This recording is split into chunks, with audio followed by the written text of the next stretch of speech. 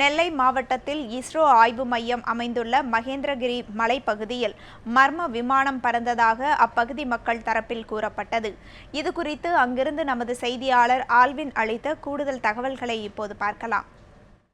திருநெல்வேலி மாவட்டத்தில் இருக்கக்கூடிய மகேந்திரகிரி விண்வெளி ஆய்வு மையத்தை சார்ந்திருக்கக்கூடிய மேற்கு தொடர்ச்சி மலைப்பகுதிகளில் கடந்த 13ஆம் தேதி மர்மமான விமானம் ஒன்று பறந்ததாக அந்த பகுதி மக்கள் புகார் தெரிவித்தனர். இதனுடைய அடிப்படையில் அந்த மேற்கு தொடர்ச்சி மலைப்பகுதிகளில் காவல்துறையினர் மற்றும் வனத்துறையினர் தீவிரமான தேடுதல் வேட்டையில் ஈடுபட்டனர். இந்த மர்மமான விமானம் பறந்தது தொடர்பாக மகேந்திரகிரி விண்வெளி ஆய்வு நிறுவனம் நேற்று செய்திக்குறிப்பு ஒன்றை வெளியிட்டது. அதில் பாதுகாப்பு ஊழியர்களோ பார்க்கவில்லை என்றும் அவர்கள் வெளியிட்டுள்ள செய்திக்குறிப்பில் குறிப்பிடப்பட்டிருந்தது.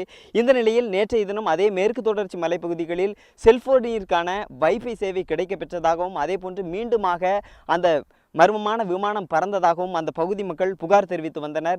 இதனைத் தொடர்ந்து திருநெல்வேலி சரக காவல்துறை துணைத் தலைவர் அன்பு மற்றும் திருநெல்வேலி மாவட்ட காவல் கண்காணிப்பாளர் விக்ரமன் ஆகியோருடைய தலைமையில் மதுரையிலிருந்து வரவழைக்கப்பட்ட சிறப்பு காவல்துறையினர், அதேபோன்று 60க்கும் மேற்பட்ட வனத்துறையினர், 40க்கும் மேற்பட்ட சிறப்பு அதிரடி படையினர், குறிப்பாக ஆரல்வாய் மொழி, கடுகரை வனப்பகுதி உள்ளிட்ட இடங்களில் தற்பொழுது தீவிரமான தேடுதல் வேட்டையில் ஈடுபட்டு இருக்கின்றனர்.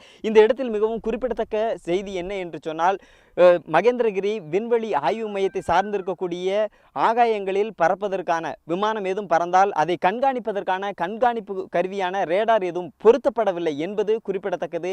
ஏனென்று சொன்னால் மகேந்திரகிரி விண்வெளி ஆய்வு நிறுவனம் இந்திய விண்வெளி ஆராய்ச்சியில் மிக முக்கியமான பங்களிப்பை ஆற்றிக் கொண்டிருக்கிறது என்பது குறிப்பிடத்தக்க அம்சம். ஒளிப்பதிவாளர் ஜாஃபருடன் ஆல்வின், மகேந்திரகிரி.